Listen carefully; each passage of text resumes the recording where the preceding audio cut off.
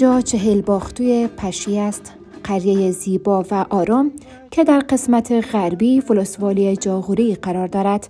اکنون در دل زمستان هستیم و این سرزمین به پوشش سپیدی از برف مزین شده است. دامنه ها و کوه ها همچون لحاف نرم طبیعت زیر برف آرامیدند و سکوت زمستانی آرامش عجیبی به این وادی بخشیده است. در میان این سپیدی زمستانی زندگی در چهلباختوی پشی همچنان جاری است. مردمانش با تلاش در دامداری و زراعت چراغ خانه هایشان را روشن نگه می دارند. اما آنچه این قریه را از دیگران متمایز می سازد توجه ویژه اش به تعلیم و تربیت است.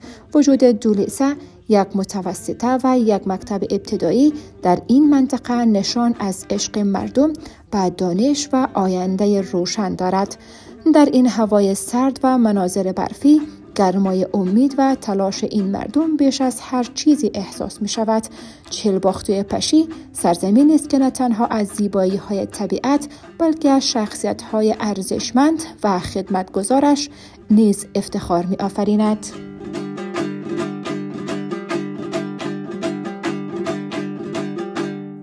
بسم الله الرحمن الرحیم. عرض سلام عدد دارم خدمت شما آقای بختیاری و بیننده های عزیز. امیدوارم که جور صحتمند باشین. این جانب محمد شریف بابایی، آمر لیسه پسرانه چهلباختوی پشی هستم. خوشحال هستم که در خدمت شما قرار دارم. بله، چهلباختوی پشی به طرف غربی ولسوالی جاغوری در 22 کیلومتری آن واقع شده. چهلباختوی پشی طوری که شما مشاهده میکنین محصور با کوه ها هست که از یک طرف از طرف غرب با حصه دوی مالستان یعنی پشی در ارتباط است، از طرف شمال با چهلباختوی وقی، از طرف جنوب با بابه و پدگه، از طرف شرق با جاشه، از طرف شمال گفتیم که با چهلباختوی وقی هم مرز هستند. این چهلباختوی پشی دارای 10 ملابستی است که قریه گزکی، قریه چهارشنبه، قریه تغلق، قریه میانه، قریه قلده، قریه آهنگشته، قریه نوره، قریه میسه، قریه مقصود و قریه مرک از جمله قریجات کلان از این چهلباختوی پشی باشه. در مجموع چهلباختوی پشی در حدود 20,000 نفوس داره. در اینجا 4 باب مکتب فعالیت داره که 2 باب لیسه، 1 باب لیسه دخترانه، 1 باب لیسه پسرانه، 1 باب متوسطه و 1 باب ابتدایی در اینجا فعالیت میکنه. همچنان یک کلینیک، یک مرکز صحی در اینجا وجود داره که سطح یا درجهش کلینیک CHC است که از طریق مؤسسات تمویل و اکمال میشه. البته نگفته نماند که یک مرکز جامعه مسجد در اینجا داریم که مسجد جامع القدیر است.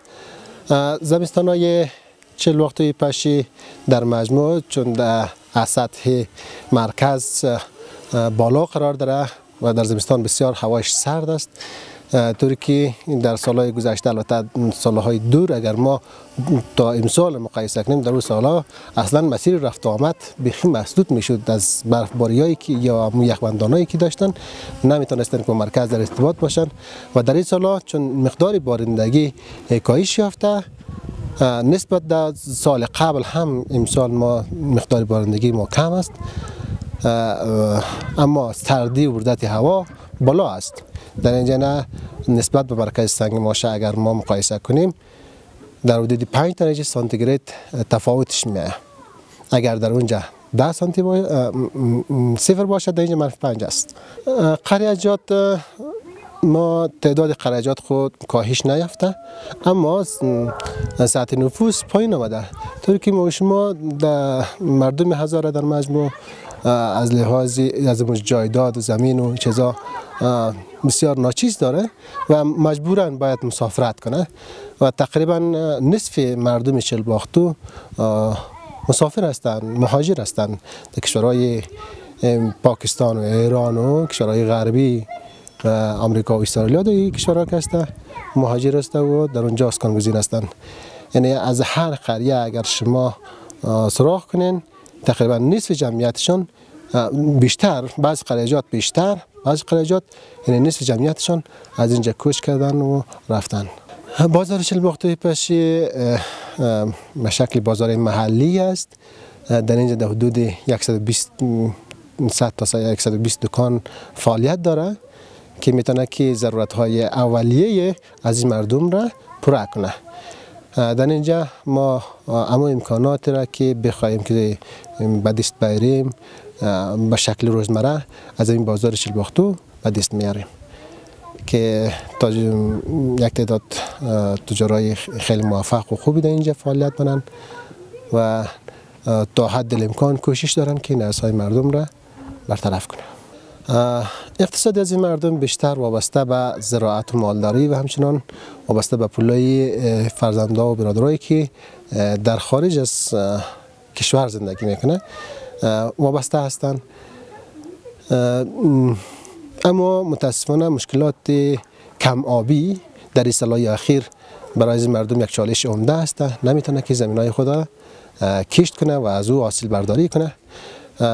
نمونهش مثلا خود ما در گذشته از زمین خود ممکن بود که ما تا سطح 6 خروار تا 7 خروار امو گندمی که ما در شکل خروار حساب کنیم، خروارش 40-80 است، در زمین ما حاصل برداری میکنیم. اما در این سالا ما نهایت که از او حاصل بگیریم 3 بوجی گندم که افسره که نهایتش میشه 21 سر گندم ما از او حاصل میگیریم. دیگه حاصلات مردم به نسبت صنعتی شدن البته همون کود کیمیایی که مثلا استفاده میکنن و نمیتونن که کود حیوانی است پیش از چون مالداریش هم ضعیف شده. در این سالا تقلیل پیدا کرده اما سطح حاصل برداری زمینش و همچنان کمبود آب است. کمبود آب یک چالش عمده است که از اگر ما فیصدی حساب کنیم مثلا از 100% زمینای خود نهایتش مردم 10%ش اگر کشت بتونه یا نتونه. ما در بعد خدمات رسانی اگر ما بیایم که از گذشته دور تا الان بررسی کنیم، ما در گذشته البته مردم ما آنچنان رفاه اجتماعی نداشتن، رفاه اقتصادی نداشتن که بتونن که واقعا کار را برای جامعه خود انجام بدن. مشکلات خود داشتن، هر کدام تلاش می بودن که زندگی شخصی خود پیش برن. اما در این اواخر با رفتن فرزندای از این مردم در خارج و یک مقدار زندگی که برای خودشان در خارج یا در داخل منطقه اونا ساختن، در کنار یکی زندگی خانوادگی خود را پیش بردن، همکاری های اجتماعی را آغاز کردن. ما از سال 1393-94 فعالیتی را به شکل منظم در داخل منطقه توسط جوانای خارج نشین و داخل نشین این فعالیت آغاز شد. به مدت 2-3 سال این فعالیت انجام پیدا کرد. البته خب هر جامعه مشکلات خود را داره، گاهن اختلاف نظرها باعث میشه که امو مسیری که ممکنه باید دنبال کنه از اون مسیر ممکنه یک مقدار پس میمانه یا مشکلات خود را پیدا کنه و به خاطر یک وقفه کوتاه مدت در مابین ازی جوانا و نوجوانا و کانزالا به وجود آمد تا اینکه در سال 1401 دوباره این به مرحله رشد خود دوباره شروع شد که جوانای ما واقعا تلاش کردن که اتحاد و اتفاق درونی خود را اول حفظ کنند و بعد از اون تلاش ازی باشند که خود را در جمع کسایی قرار بدن که همه جامعه کس در روی ازو حساب باز کنه. یعنی واقعا افتخارش کنه که ما با اتحاد خانواده، با اتحاد قریه میتونیم که اتحاد سرتاسری را در داخل یک منطقه و یک ولسوالی یا یک ساحه به وجود بیاریم. خب این مجمع به نام مجمع فعالان چیلباختوی پشی فعالیت خود را پس دوباره آغاز کرد و کارهایی را که اینا شروع کردن کارهای زیربنایی بود.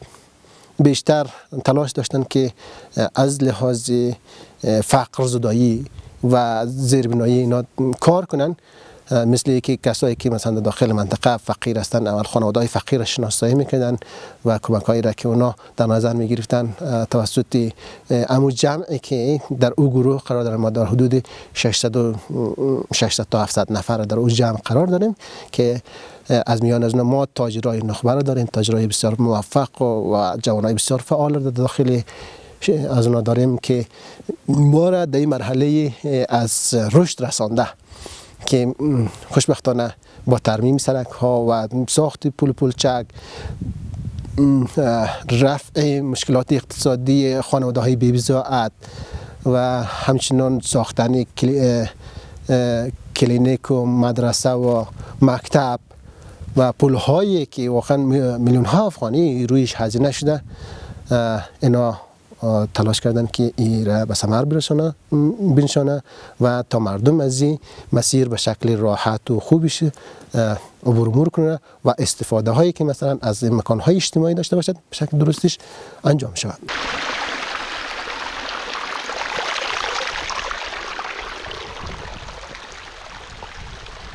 در گذشته یعنی تا تقریبا 10-15 سال پیش را مردم بیشتر از کاریز چشمه استفاده میکرد. آبی آشامیدنیش از کاریز چشمه بود و در این اواخر چون سطح آب پایین رفته کاریز چشمه ها کلا تقریبا رو به خشکی است، یک مقدار محدود اگر باقی مانده باشد. بیشتر مردم از چای استفاده میکنه که چای دستی است دیگه. در اینجا بیشتر با مشکلات خود را از لحاظ آبی آشامیدنی از چای دستی استفاده، اما مشکلات زراعتی خود را، اما زراعت آبیاری خود را از آبهای جاری سطحی که جریان داره استفاده میکنه. امی یک حرف را در سابق مردم داشتن که ما فلانی چیز را اگر بشانیم او حاصل نمیده، هوا سرد است، این منطقه سرد است، ممکنه حاصل. اما امروز که تجربه ثابت کرده ما انواعی از میوه‌جات را میتونیم که از اینجا استفاده کنیم. بهترین سیب را این منطقه داره که سیبش واقعا از لحاظ نگهداشتش و از لحاظ مزه و طعمش که بهترین سیب است. همچنان انگور هم در این منطقه، یعنی فکر کنم انگور که در محیط گرم میشه در نمیدونم مثلا هم در قسمت منطقه میسه انگور هم دارن که شانده حاصل گرفته. ما باغ داریم، باغای انواع باغ در اینجا که حاصل گرفته میشه. از پیشی باغ قیسی، باغ امیری، باغای مثلا جنگلی خوب زیاد است در هر قریه از او است که اینا رو کشاندن و از این حاصل گرفتن. چیزی نیست که آدم فکر کنه که در اینجا نمیشه. شفتالو، بهترین شفتالو رو در این منطقه داره. دیگه کچالویی را که در این منطقه رشد میده بهترین کچالو داره. از لحاظ سیب زمینی زراعتش واقعا خیلی خوب است. یعنی کم چیزایی که واقعا در مناطق گرم که رشد می‌کنند خیلی چیزای محدودش اگر در اینجا نشنه، اما دیگر قسم انواع میوه‌جات در اینجا مردم حاصل گرفته.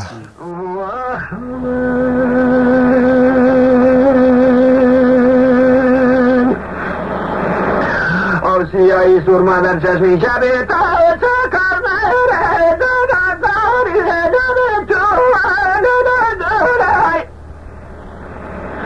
این سیاهی سرما در چشمی شبه تا چکر مهره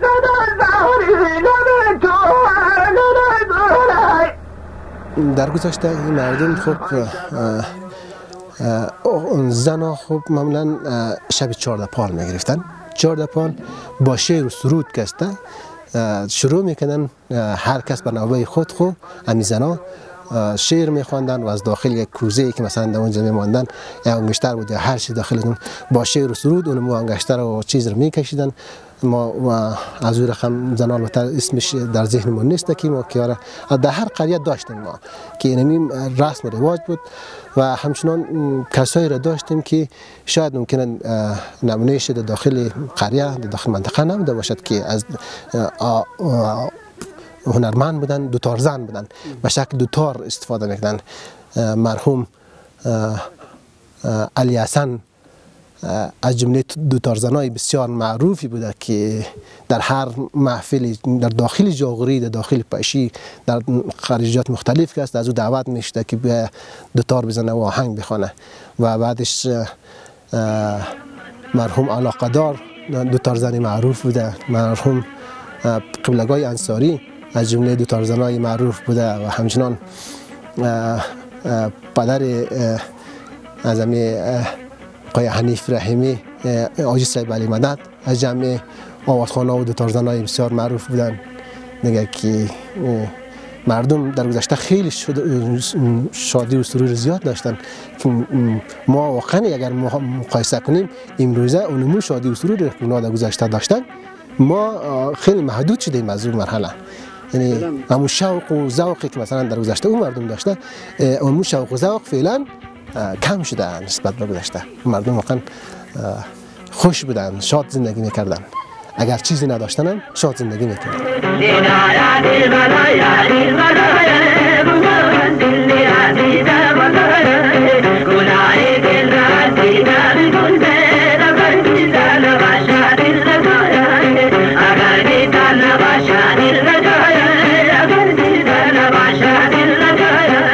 از شما که وقت خود را گذاشتین و با ما صحبت داشتین ما تشکر میکنم و واقعا خوشحال هستیم که امروز یک فرهنگ در میان جامعه خصوصا جامعه جاغوری به وجود آمده که یوتیوبرها تلاش میکنه که از گوشه گوشه منطقه احوال مردم خود بگیره و ثبت خاطرات کنه که این یک تاریخ زنده است برای آینده های ما که در کنار از یک ممکن است اونا سود اقتصادی برن برای خود مردم ما ارزش جایگاه معنوی داره که میتونه که یک تاریخ زنده برای نسل آینده ما باشد.